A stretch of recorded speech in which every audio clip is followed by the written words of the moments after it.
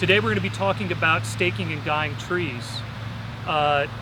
Staking trees is important to do when we have trees that are top heavy or maybe have a root ball that is not heavy enough to allow the tree to stand up on its own.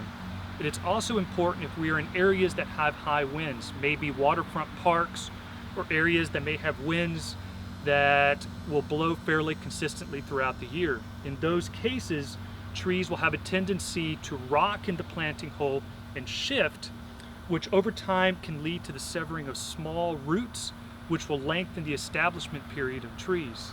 So in those cases, we will actually use a staking system. There's lots of different staking systems that are out there, but it's important to note that if you do not need staking, don't use it.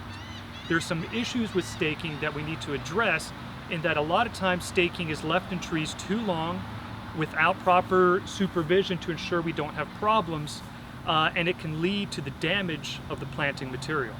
The staking system we're looking at today is a newer system that uses a triangular shaped anchor that is actually driven underground, and you install it with the strap facing towards the tree, and as you pull on it and tie it up to the tree, it'll pivot inward and create some resistance with the ground. It also has a turnbuckle that as you put the strap through around the tree, come back through your turnbuckle, it's adjustable so that you don't have to worry about adjusting it, the length with it being underground into the tree. You can make all your adjustments here. Now, a couple things with staking trees. You do not want to stake trees and have your stakes be extremely tight. You don't want them to be like guitar strings. You want to have a little bit of play in your stake, and this will allow the tree to have a little bit of motion. This is important because as trees become established, you want them to develop the proper taper, and trees that are anchored a little too tightly may have a tendency to grow taller without the proper taper. And once you remove the staking, there's a tendency for them to possibly lean or even break in storm events. And so the rule of thumb is to probably allow staking to be loose enough so that the tree probably has about 2 to 3 inches of sway before it catches. So not enough for the root ball of the whole tree to shift, but just enough so that the tree can move naturally in wind events. It's also important to have stakes installed on 3 sides of the tree. This will ensure that the tree, when it's rocking, gets protection from all 3 sides. It won't lean in any one direction. Something else to note, if you have a prevailing wind from a certain direction, it's important to install 2 of your stakes in the direction of the prevailing wind, so that when the wind blows, you have 2 of these straps holding the tree in place. When we look at where we install these straps into the tree, you usually want to install it as low as possible on the trunk. And it's important to also install them around your lower branches. And so in this tree, it's been pruned up fairly high. And so you wrap it around the base of those branches. And the reason you want it around your branches is to ensure that these don't slip down the trunk over time.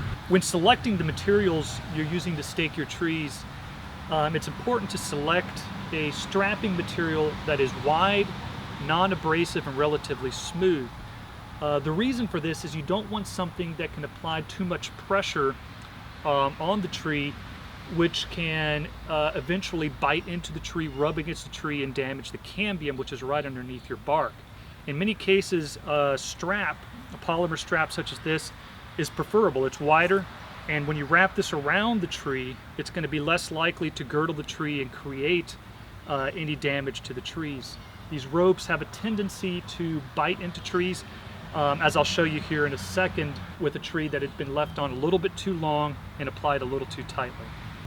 Staking material in trees should only be left about 6 months in warmer climates, such as zone 8s, as we are here in South Alabama, and up to 1 year in some of the cooler climates.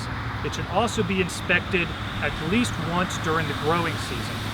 The reason you want to do this is to ensure that the staking material does not become embedded in the tree. If you look at this tree here, you can see that it's already become embedded, and you can start to see some girdling in this tree. If this is left much longer, we will begin to see girdling, and over time we will see mortality at the top of this tree. And even once removed, Because of this embedded material, this now creates a weak point in this tree.